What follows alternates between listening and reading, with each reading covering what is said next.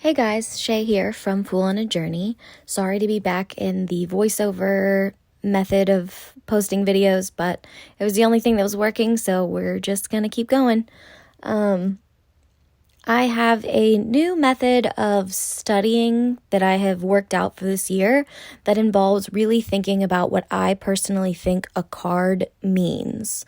So essentially, I sit in my chair without looking at any decks, without looking at any books, and I just write in my journal, what is the essence of this card to me? What are all the aspects I can think of? And just journal as much as I can about one card, and then sort of isolate that down to a core meaning. And my first card that I was working with is the Ace of Swords. So when I'm thinking about the Ace of Swords, I'm thinking about the central idea, cutting away all of the extra to find the truth at the center. What was the purpose of this process that got big and out of hand? What is that word that's in the middle of the mind map? That is the Ace of Swords. It's the core thought, the truth in the middle kind of thing. So that was all of my ideas. And then I started thinking about what is a deck that I have that I think applies to that energy, that would embody that sort of thing as a whole deck, not just that one card. So I chose for the Ace of Swords the Bianco Nero, and I'm going to then do a sort of review of the deck and a in practice with the deck. So it'll be a review and then 5 spreads. And then at the end, we'll sort of see if maybe was I right or was I wrong about how I think that deck works. The first step in my review process for a deck is to pull out the majors and lay them out like this. The Fool is honestly not attached. It kind of sits out on its own for me. And then I have 3 rows of 7. As I'm looking over all of this, usually you start noticing, okay, these cards kind of look similar. These cards really stand out. You might start noticing some similarities down the columns. This deck, I'm actually not seeing a lot of that. There is a very similar throne and appearance going on with the Empress and the Emperor, even with them both holding a shield with a sort of similar crest on the shield. But that was really the only thing that really stood out. And then, so when you're saying that there's not a lot of connection going on between what's happening in the cards, you look individually at all the cards, see what they're looking like.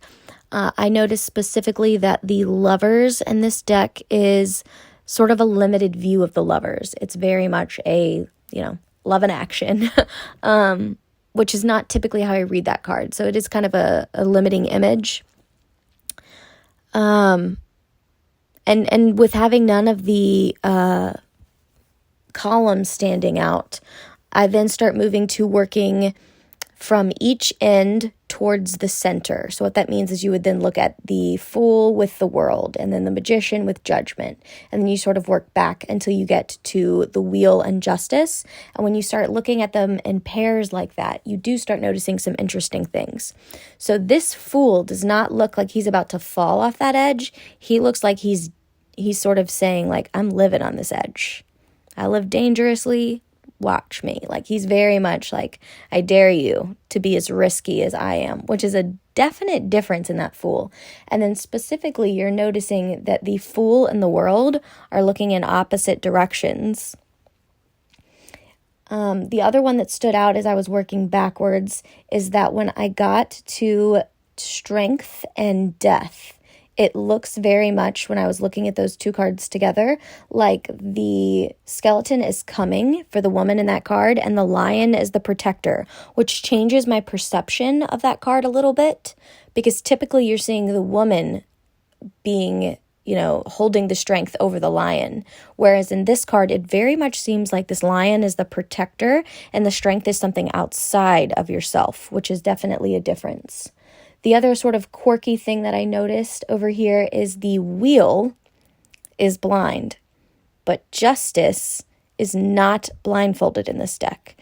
I haven't quite decided all the things that I feel and think about that, but it is kind of unique that we've got a blindfold on the wheel and not on justice. Step 2 of getting to know this deck, or any deck, is to look at the court cards in the sense of family and how they interact with each other. And this deck particularly has a mood and a very strong, clear personality. So the first thing that I noticed immediately is the way that the Queen and King interact with each other visually. So you're seeing in the Wands that the Queen is looking head on and the King is looking at his Queen. In the King and Queen of Cups, they're looking in different directions, which is interesting. The King and Queen of Swords, which for me, swords, communication, thought, logic, they're having a conversation. Like they just look like they're talking to each other, which is so perfect. And then the King and Queen of Pentacles is also an interesting dynamic. So the King of Pentacles is looking straight on, head on. He's clearly in charge of the situation. The Queen of Pentacles has her body turned towards the King, but she's looking away. So I just think that that's kind of an interesting dynamic going on there. And then the next thing that you start rolling through is what are the Knights looking like in relation to the King and Queen. And what I'm seeing here is the Knight of Wands is heading away from the King and Queen. The Knight of Cups is heading towards the King and Queen. The Knight of Swords is heading away, and then the Knight of Pentacles is heading towards. And if you're thinking about them as sort of like a family aspect, right, it is interesting and kind of makes sense. So if you're talking about like a really fiery kid wanting to get out of mom and dad's house within the Knight of Wands, I get it. If you're talking about that sort of more emotional, and I don't mean kid as in a literal child, but just the idea of family dynamic towards your parents. And if you're talking about, the idea of that real, sort of sensitive, emotional person heading back towards their parents within the Knight of Cups. And then the Knight of Swords wants to head out and they've got new ideas and they're going out to find new ideas or apply their new ideas. So the Knight of Swords is heading away from the King and Queen. And then again, that idea of when you're talking about the Pentacles as home and family and security, the Knight of Pentacles is heading back towards the King and Queen, which is it makes sense. I really kind of get this, and it has added a dynamic to this court for me. The pages get even more fascinating. Like I'm really digging how this works. So the Page of Wands looks like he's looking right at the King of Wands and saying, I'm ready to take your spot. Like I'm over here prepping to take your spot. Whereas all the rest of the pages are sort of looking in the same way as their king, as if they're trying to emulate the king. But the Page of Wands looks like, I'm just going to fight you and take it over. Where the rest are like, I'm going to earn and I'm going to replicate. I'm going to step into your shoes when you are gone. Page of Wands is coming to take your shit. It's really funny. Sorry if I'm the only person that is really enjoying this. So Page of Cups, you're seeing him face the same way. And he's looking like he's trying to observe in the same way as the King of Cups. The Page of Swords is looking the same way as the King of Swords. And then the Page of Pentacles and the King of Pentacles are both looking like head on. It very much has this, I'm trying to emulate the head honcho kind of vibe going on. It's really cool. Step 3 in observing a tarot deck is to look at the play with the minors within their number. So I've lined them across 1 to 10, and then you're looking down at all the aces, all the twos, all the threes in the columns. And typically things start sort of standing out. And interestingly enough, again, I'm not seeing it. These cards seem very self-contained, which is not a problem. It's just an interesting quirk of the deck, which is the point of laying them out like this, so you can see and get to know. The real only similarity I could find even in the columns, like the only time where I could see a trend that went all the way down the columns was within the aces, with the hand. And even the hand, the way that the hand is being presented isn't even the same. The wand and the cup hand that is holding the object is coming out of the clouds, but then you've got the sword hand is coming out of the earth, which seems interesting, though it does have a cloud there, but it's like, looks like it's coming out of that mountain. And then the pentacle that's coming out of the cloud is sitting over a landscape with the doorway. So it's not even those really having any exact similarity trends that follow all the way through.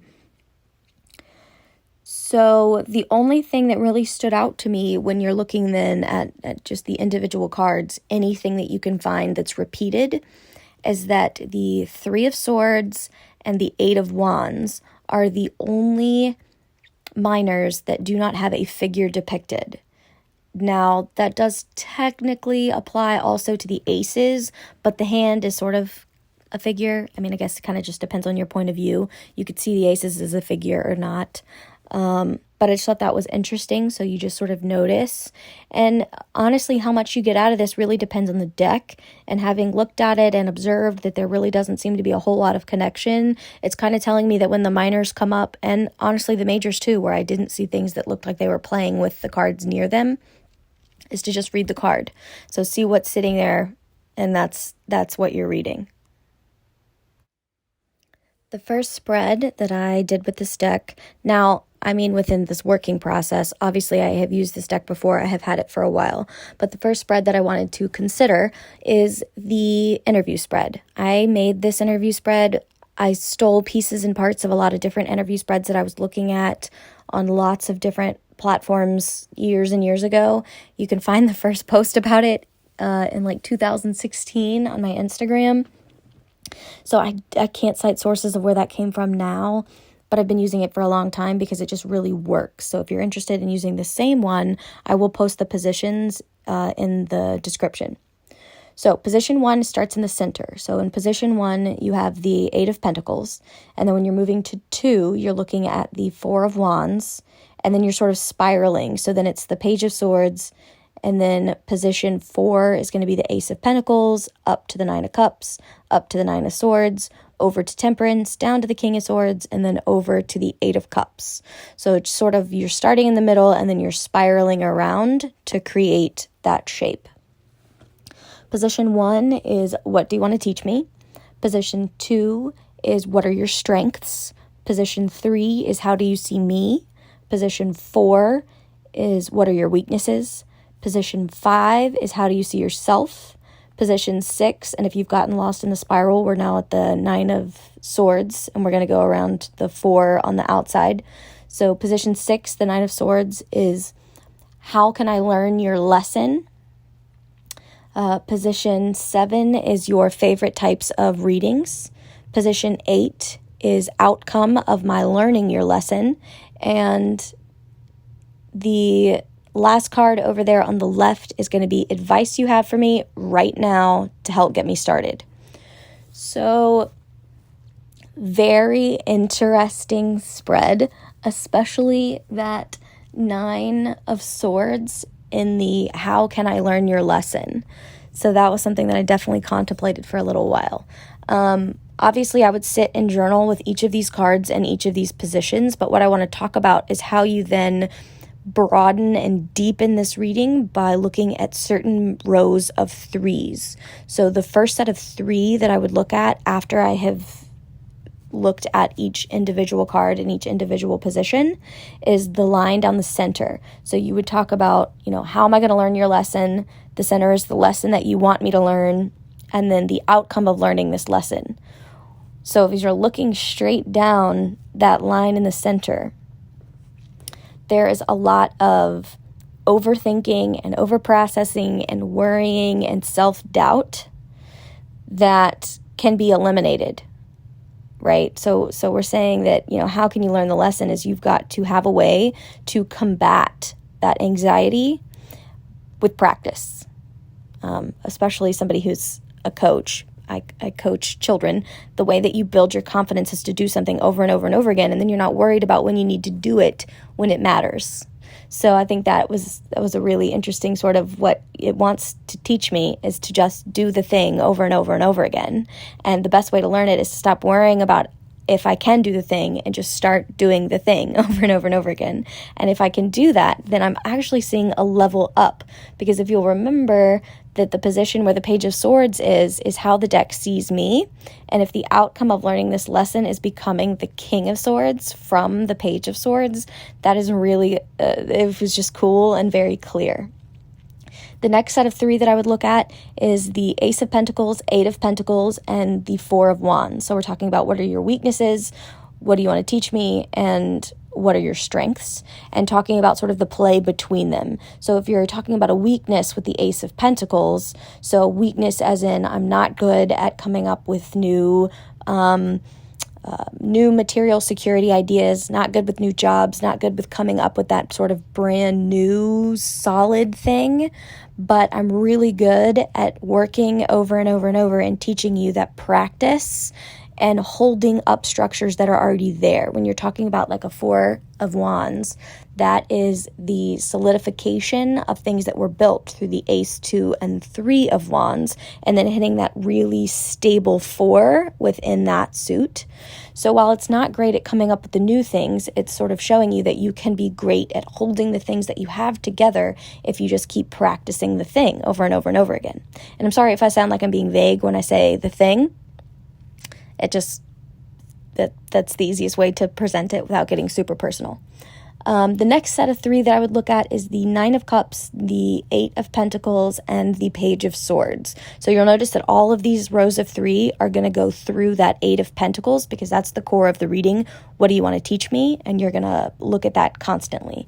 So this diagonal down is talking about how the deck sees itself, the 9 of Cups, how the deck, or what the deck wants to teach me, 8 of Pentacles, and how the deck sees me. So the differences in how the deck sees itself and how the deck sees me sort of will play on each other, and talking about what it wants to teach me to help me get to that higher level and why it feels like it's a good idea to learn this lesson, right? So if the deck sees itself as this 9 of Cups, which is really content, this guy is super cash, laying back in his chair, he's got all these cups around, he's feeling great.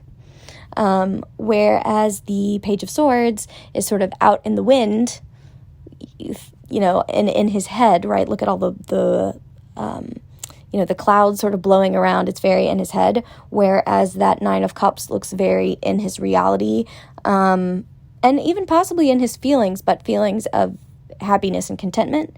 And the way that he got there was that repeated. If you just keep working on these things, if you keep repeating these things, you will get to a place of comfort and you will relax.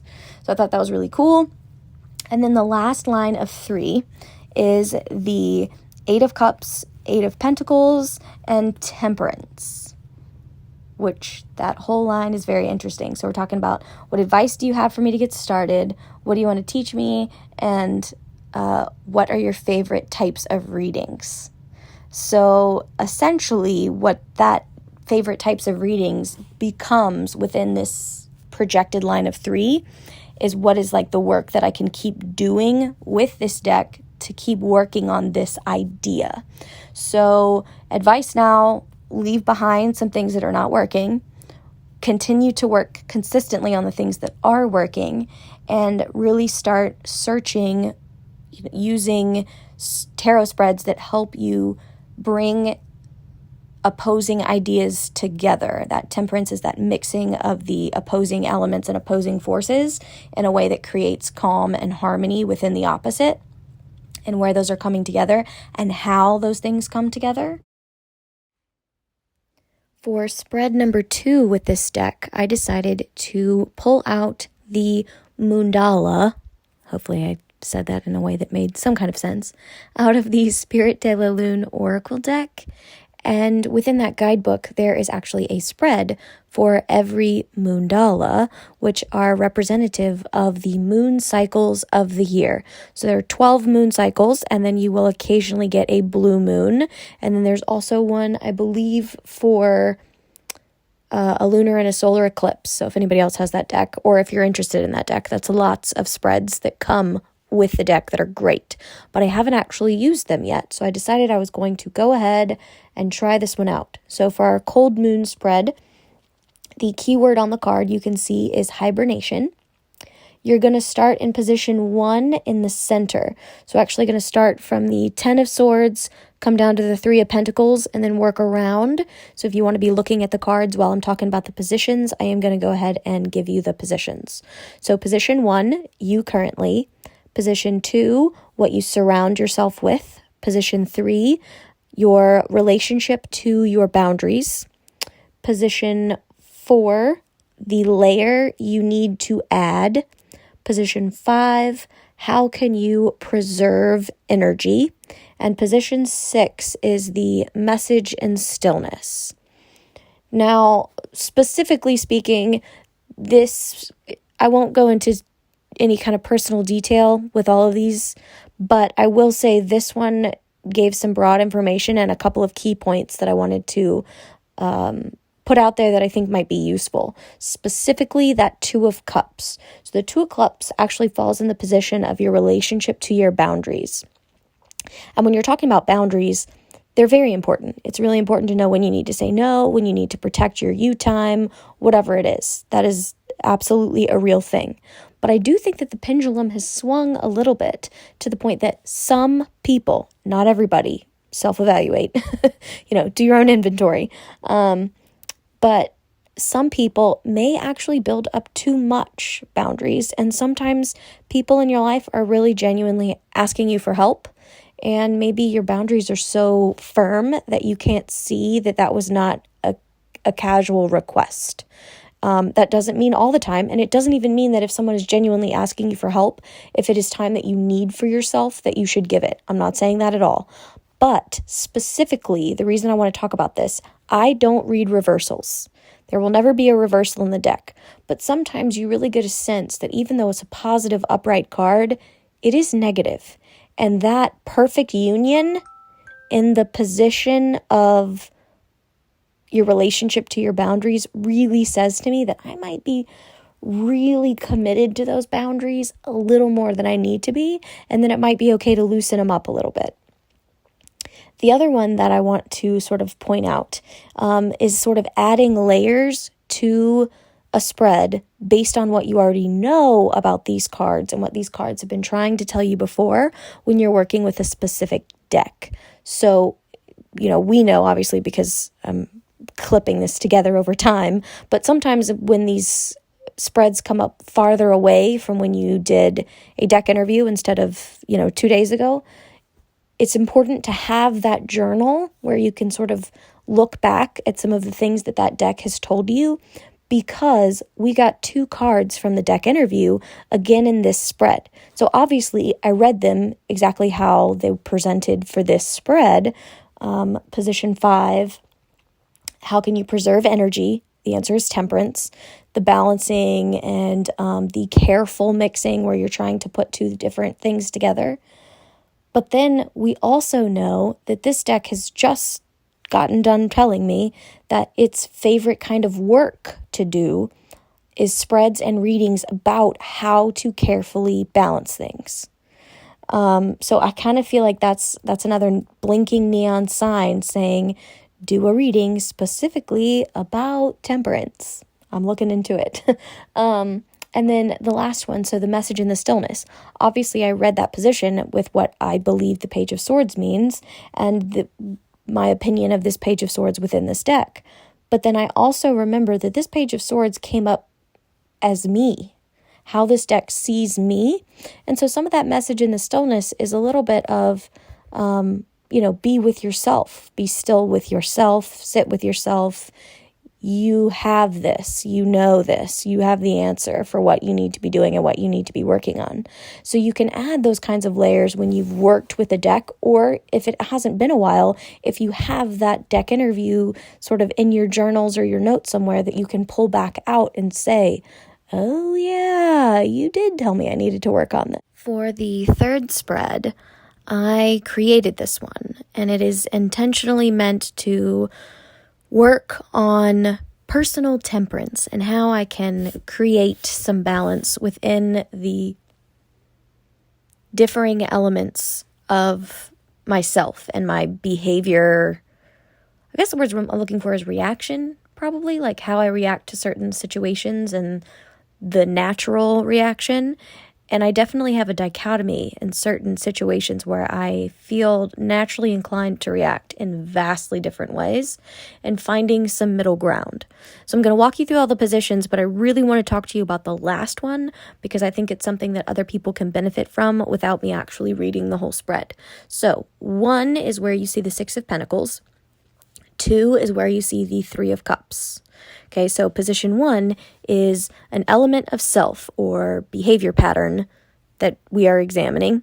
And then 2, where the 3 of Cups is where it came from. So what is a situation that created this behavior pattern? 3 is the opposing behavior pattern, which in this spread is where the Tower is. And then 4 is where the 2 of Wands is. So that is the opposing element of self or behavior pattern. And then position 4 is where it came from. So we're looking at these behavior patterns and where they came from to sort of examine what our two sides are that we're about to mix together. And I don't know if it's obvious, hopefully it's semi-obvious, but I got the 2 cards in the middle to sort of represent the angel where they're mixing, and then the 2 sides are meant to be like the 2 urns, and one is supposed to be like higher than the other one. I don't know, I like the visual. Just go with it. And then you have 5, which is where you see the 9 of Wands. So the 9 of Wands is how to mix them together. So how are you going to take that 6 of Pentacles and the Tower and mix them together? And in this situation, it's the 9 of Wands. And then, and this is the position that I want to talk to you about, and if you don't use this position, I strongly urge you to start trying it out. So that last one is, how will I know if I have done this process? Like, how will I know that this mixture has sort of settled together? How do I know that I'm really getting to what I'm trying to accomplish? And if you don't add that element, like a lot of decks sort of have, a lot of spreads have a position that is the outcome, right? So this is what's going to come of doing all these things. Okay, well, that can kind of lean that way. But I think if you really start changing that, instead of calling it the outcome, sort of say, here's my sign that I have done the things I want to have done to get the result that I want. What's the sign that I'm looking for to say, yes, you are on the path that you were hoping to be walking down? And really sort of start setting yourself signposts. Be looking for this thing to know that you're moving the right way, or I'm going to see this thing if I'm moving the wrong way, and start putting somewhere in your spread a signpost to either be a warning, turn around, do not enter, or a yes, full speed ahead. This is it. You're doing what you were hoping for. The next little project that I decided to do with this deck was something that I was sort of working through within the Sacred Tarot as a way to examine the numerology that leads to the tarot, specifically the major core of a name. The idea within the Sacred Tarot, the book that I had been reading, I mentioned in an earlier video, is that you don't want just the one number. So lots of people have done that very first line of math that you're looking at, where it's each letter has been given a number, and then it equals the total of 51, and then you add 5 plus 1, because 51 is higher than 22. There are only 22 majors, and you get 6. So that core Lover's card as the core meaning of the name of the deck. That makes sense. That's not anything totally new, or that it's definitely something I had heard of. So I'm assuming other people have caught that somewhere in some book. The Sacred Tarot went a little farther in talking about the math. If you reduce the number, the 5 plus 1 of 51, and get 6, if you then subtract 6 from 51, and apparently this works for any number that you reduce and then subtract, it's going to end up as a multiple of 9. I believe there is a little bit of finagling that happens if you end up with a number that's like 19 or 17, because those are not multiples of 9, and I think it's supposed to really only work if you reduce all the way down to a number that is less than 9. but I don't want to swear to that because I'm actually not a mathematician and I haven't tried this a bunch of times. I've only tried it like with a couple of names and it's always worked out. So do your own math. So anyways, you're going to get a multiple of 9. So 51 minus 6 is 45. The reason that you want that multiple of 9 is because you want to know how many cycles have already been completed before you get to this number. So what number of the 9 cycle are we on? I'll explain this with numbers. You get 45. 45 divided by 9 is 5. So to get to the number 45, it is 5 nines. So you've been through 5 full cycles of 9. Vaguely getting some sense of this? Okay, so we've hit 5 full cycles. So essentially, we have cycled through 9 all the way to the Hierophant. We're on the next cycle of 9. This is the number 6 within the next cycle of 9. So the cycle that we're in is the Lovers, and we are on the Lovers within the cycle of the Lovers, of the cycles of 9. Maybe? Okay, the only other way I can think to say it is like 1 to 9 would be the cycle of 9 for the Magician. 10 to 18 would be the cycle of 9 for the High Priestess. Does that give you a sort of good idea to keep on following? I don't know. If you want to ask me about math in the comments, I will try to answer, but honestly, I'm not a mathematician. I got enough to make it make sense to me, and then I just rocked on because it seemed cool. So what you have then is a card that is sort of in a house. If anybody is listening who also does Lenormand, you'll understand the concept of putting the card in a house and having the house that the card is in affect that card. So when you have a card fall in its own house, so we have the 6 within the 6th cycle of 9. So there's just intensely number 6. You want to really focus on what is 6 and how is that being affected, okay, by being the epitome of itself. So for me personally, you're talking about the Lovers.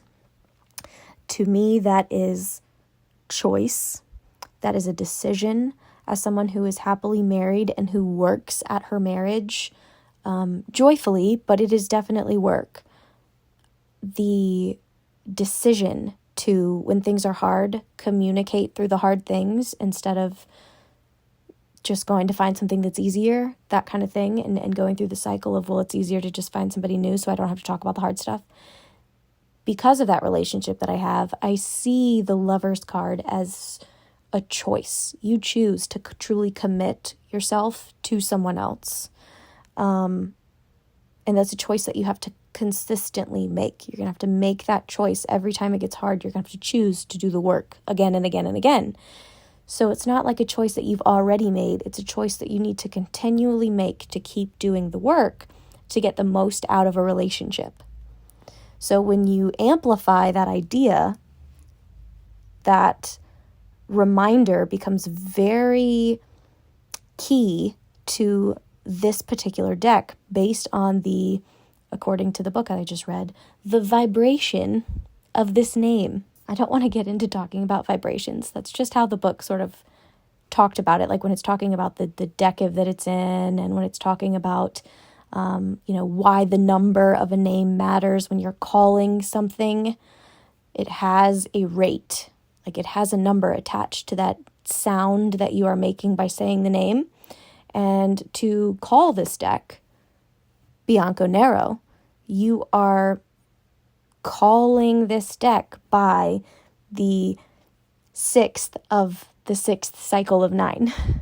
So it does sort of have a good ring, and it has a really deep meaning. And if you have not done this with any of your other decks or even with yourself, you should try it. It was a very interesting revelation. I had not thought to look at my decks in that way. I'd only ever actually done that with people's names, but now I kind of want to do that with everything because it was cool. The last spread that we are going to do for our concentrated study is a portrait spread. I don't know where I got that term for the 3x3, but if you want to just call it a 3x3, go for it. I'm specifically doing this as a portrait of my Capricorn season. Yes, the sun has already been in Capricorn for a little bit, but it will be in Capricorn for a little while longer, so I felt like that was still a good focus for a reading. I also learned my lesson, and I do apologize. I'm not going to read deeply into this because it's personal.